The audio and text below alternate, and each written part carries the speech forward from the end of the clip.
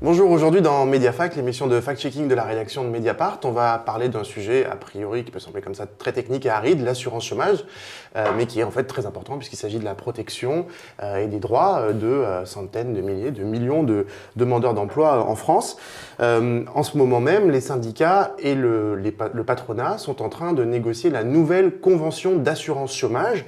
Très concrètement, c'est l'assurance chômage, c'est ce qu'on appelle aussi l'UNEDIC, et l'UNEDIC c'est la branche chômage de la sécurité sociale.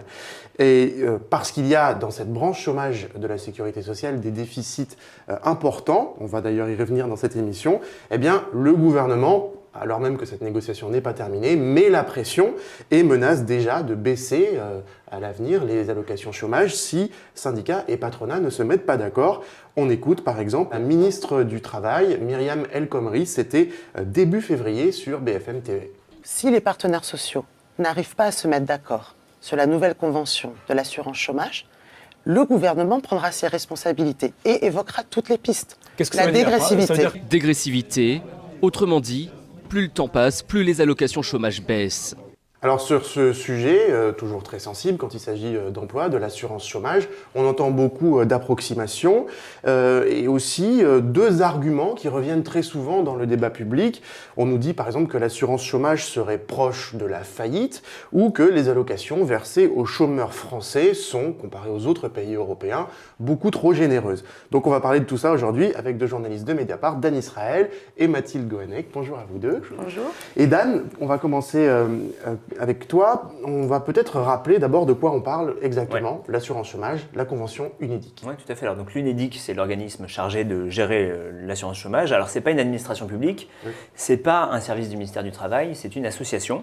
Donc, elle a été créée en 1958 et elle est paritaire, c'est-à-dire qu'elle est gérée en même temps par les représentants des salariés, les syndicats et les organisations patronales. Ils décident ensemble, ils la gèrent ensemble, ils prennent toutes les décisions et donc notamment tous les 2 ans, ils rediscutent de ce qu'on appelle la convention UNEDIC, c'est-à-dire les règles avec lesquelles on va indemniser les chômeurs. Voilà. Donc, quand ils discutent, le gouvernement normalement n'a pas son mot à dire, c'est eux qui décident.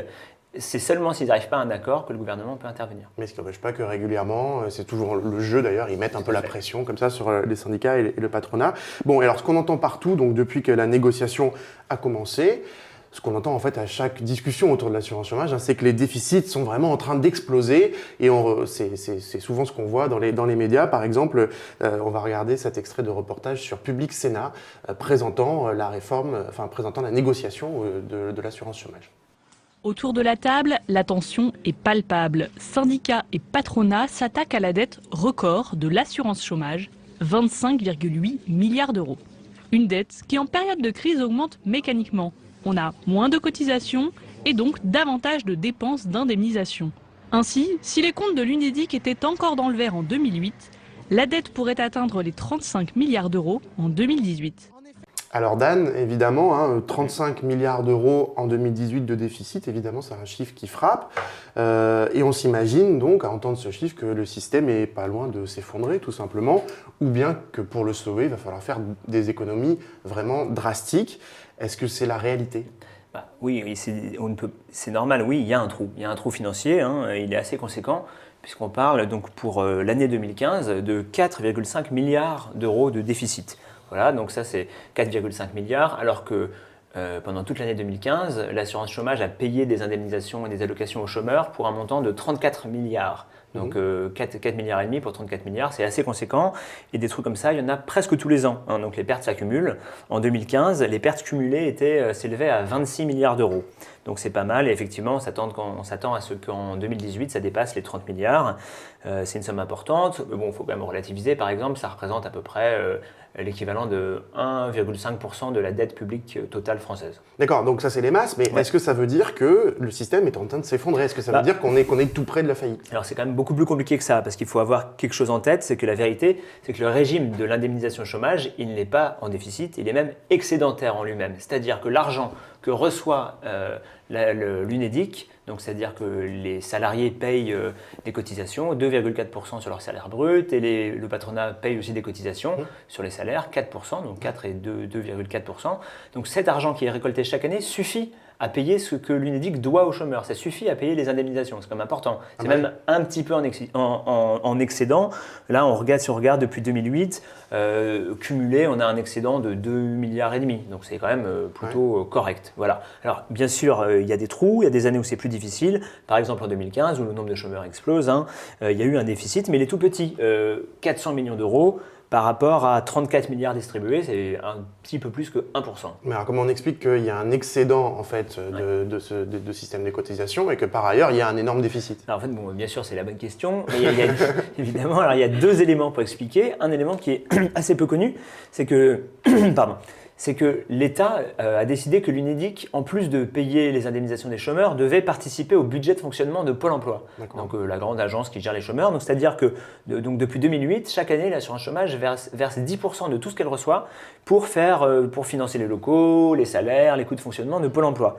Donc ça fait beaucoup d'argent. Pour 2015, c'est plus de 3 milliards d'euros. Donc c'est les 2/3 du trou, c'est de l'argent versé pour Pôle emploi. Après, est-ce que c'est légitime ou pas? C'est bien sûr un autre débat, c'est tout à fait intéressant, mais il faut avoir ça en compte quand on parle du déficit, du trou énorme et des comptes qui vont s'effondrer. Voilà. Ouais. Donc ça, c'est le premier point. Le deuxième point, il y a autre chose qui coûte cher, c'est en fait le financement des contrats de travail précaires. Ouais. Alors, il faut avoir en tête qu'en France, il y a beaucoup de CDD. Dont on parle beaucoup en ce moment, voilà, exactement. Contrats précaires. Tout à fait. Donc il y a beaucoup de CDD, et le tiers de ces CDD sont signés pour moins de 3 mois. Et dans les gens qui utilisent ces CDD courts, il y en a beaucoup en fait qui reviennent travailler dans une entreprise où ils ont déjà travaillé. Ça veut dire que les entreprises utilisent régulièrement des contrats courts sur les mêmes gens, voire qu'elles font tourner plusieurs personnes sur un poste. Alors qu'elles pourraient utiliser un contrat plus long, voire un CDI certainement. Donc ça veut dire qu'il faut quand même avoir en tête que quand une entreprise utilise plusieurs contrats courts, entre les contrats, le salarié est au chômage et donc c'est l'UNEDIC qui paye. Ah oui. Donc voilà, d'une autre façon, on peut dire que c'est l'UNEDIC qui finance la précarité des contrats de travail. C'est ça, parce que plus le marché du travail est précaire, plus ça coûte cher à l'UNEDIC. Voilà. Donc c'est un peu le serpent qui se mord la queue, les déficits sont aussi entretenus par ça. Tout à fait. Et donc, puisqu'il y a déficit, la piste la plus souvent évoquée dans le débat public, c'est de réduire les allocations chômage, plus précisément en fait de les rendre dégressives, c'est-à-dire très concrètement qu'elles baisseraient au fur et à mesure du temps. Cette idée s'appuie sur une affirmation, elle aussi très répandue dans le débat. La France serait très généreuse, voire beaucoup trop généreuse avec ses chômeurs.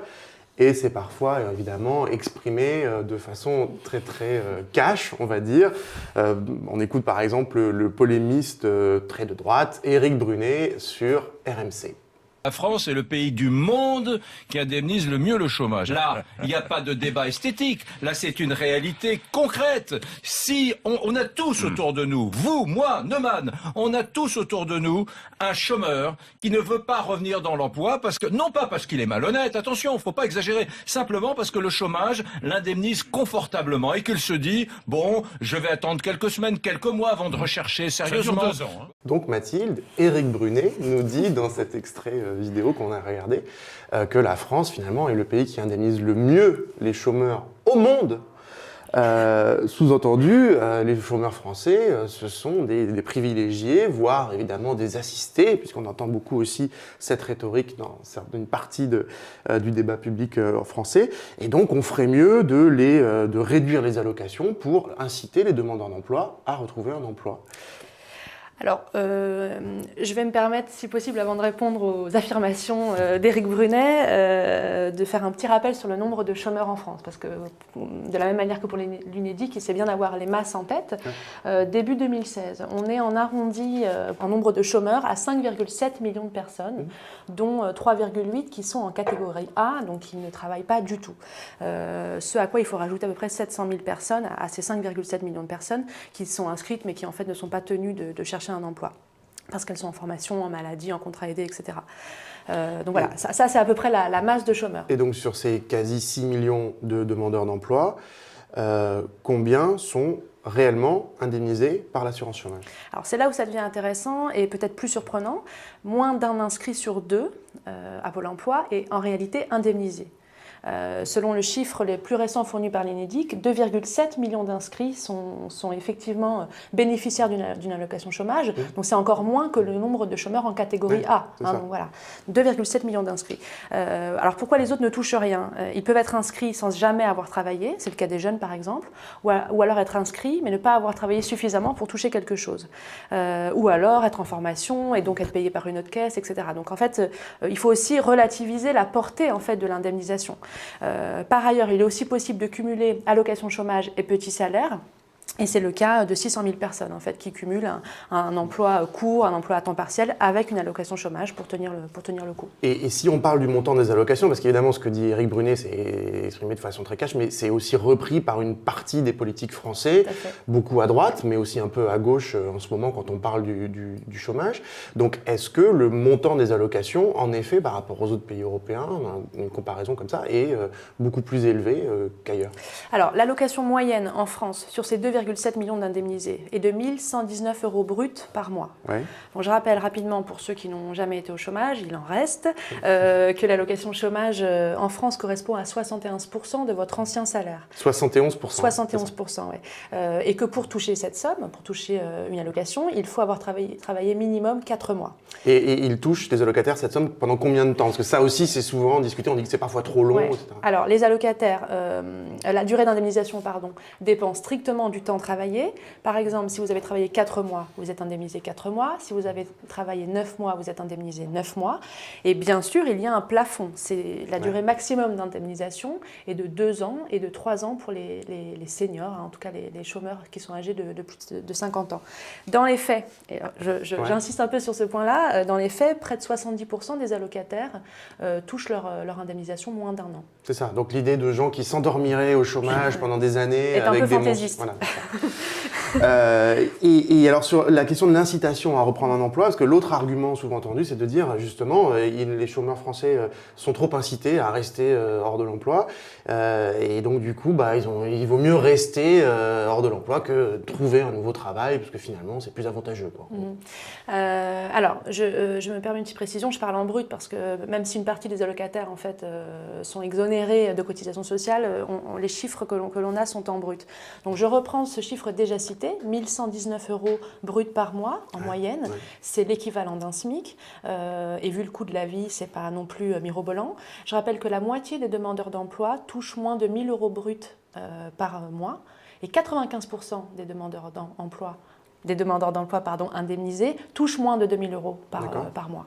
95% touchent moins de 2 000 € par mois. Quasiment tous, quoi. Quasiment tous, voilà, exactement. Vous ramenez ça à un loyer à Paris, à Lyon, à Bordeaux, vous ramenez ça à une accumulation de factures, chauffage, essence, etc.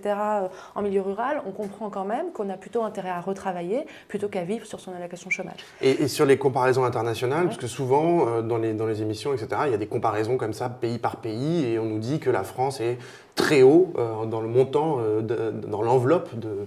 Alors, Éric Brunet, je vous réponds à nouveau. Les comparaisons sont compliquées à faire parce qu'en fait, tous les curseurs ne bougent pas en même temps. Par exemple, la France est effectivement un des pays qui indemnise le plus longtemps ses chômeurs, 24 voire 36 mois. Mais par contre, le taux de remplacement, donc ce fameux pourcentage par rapport à son ancien salaire, est vraiment dans la moyenne des pays européens. Autre élément, malgré tout, effectivement, il n'y a pas de dégressivité en France. Donc on touche toujours la même chose, ce qui n'est pas forcément le cas ailleurs. Alors par contre, ça c'est vraiment un élément important à mon avis, c'est qu'on a un plafond très élevé d'environ 7 000 € bruts par mois. C'est-à-dire qu'un chômeur qui a eu un très très bon salaire auparavant peut effectivement toucher 7 000 € bruts par mois. Jusqu'à 7 000 €. Jusqu'à 7 000 € bruts par mois, pardon. Mais alors là encore, il faut se méfier.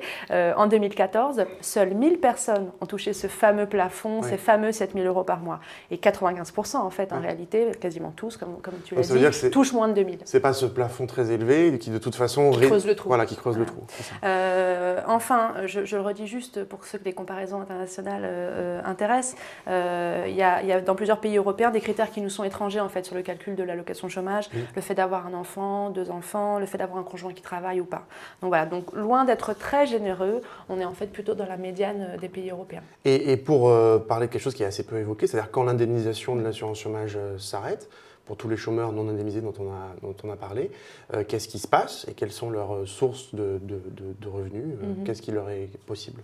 Alors pour tous les chômeurs non indemnisés, effectivement, il est possible, dans certains cas, et notamment quand on est chômeur de plus de 50 ans, de toucher ce qu'on appelle l'allocation de solidarité spécifique, qui s'élève à peu près à 580 € par mois, et 350 000 personnes environ en bénéficient chaque année.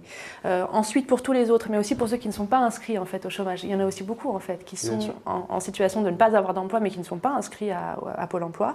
Il reste le RSA, le revenu de solidarité active, qui est un minima social qui n'est pas financé par l'UNEDIC, mais par les départements et qui est versé par la CAF.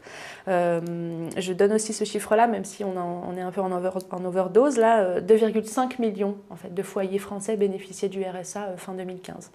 Un dernier chiffre encore, le RSA s'élève à 524 € par mois, montant qui peut être majoré selon la situation familiale.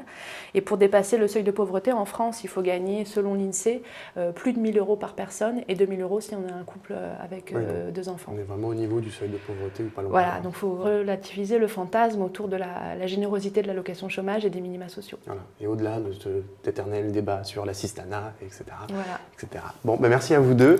C'est la fin de ce Mediafact et à très bientôt sur Mediapart.